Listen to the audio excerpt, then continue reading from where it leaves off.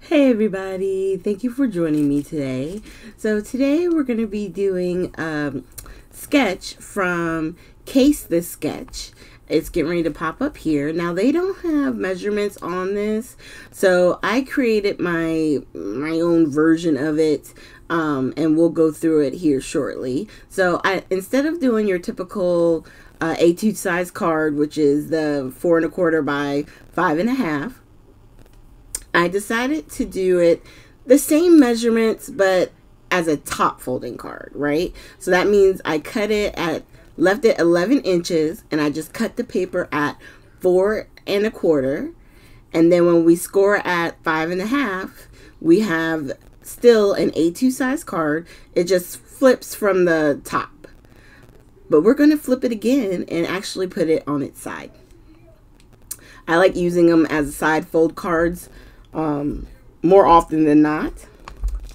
And this small paper that I'm kind of filing because I had a little bit of fuzzies, I'm going to use the stencil on it. It's part of the Element stencils from Tim Holtz and Stamper Anonymous. And we're using the, I think it is Bundle Sage. Yeah, we're using Bundle Sage.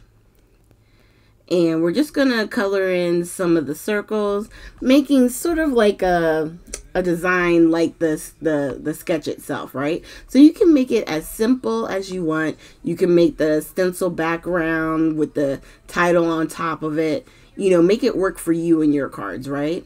So I'm just going to take some embossing powder. It's the pre-treat your paper powder.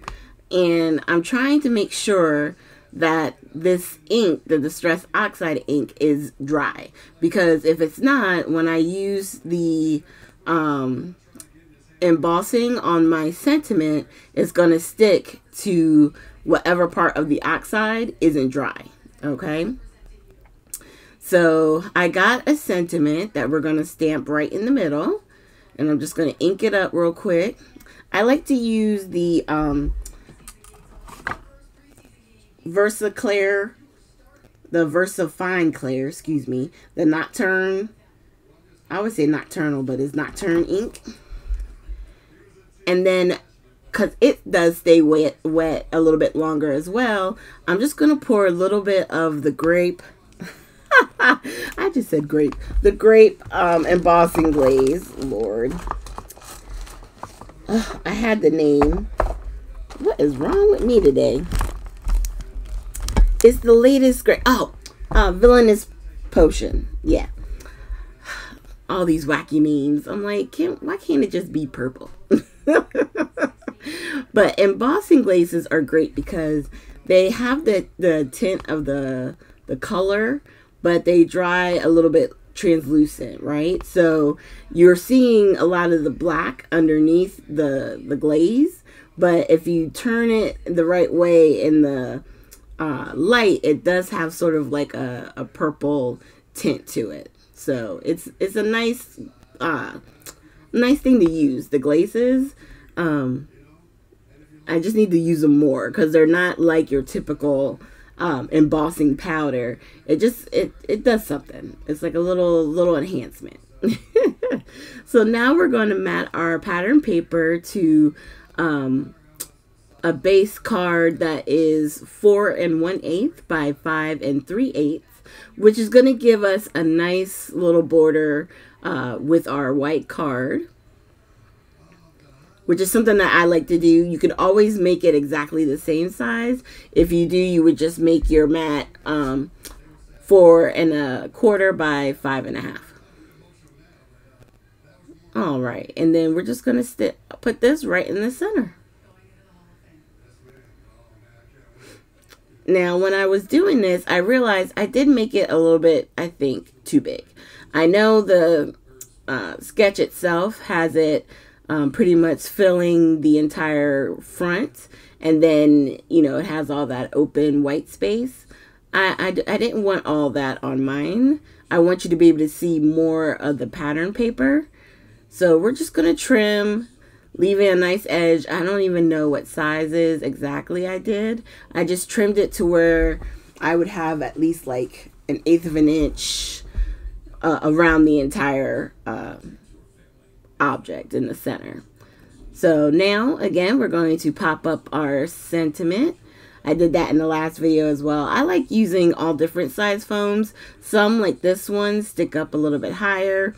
And I have some that are thinner, but sometimes you just want a little bit more pop, right? Because at the end of the day, there's not a whole lot going on this card. It's pattern paper and your sentiment, and that's it. So we're going to take the backing off and then lay this right in the center.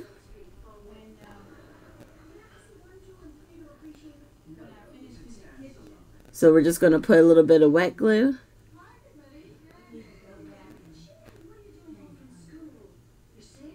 And then we're going to put it right in the center.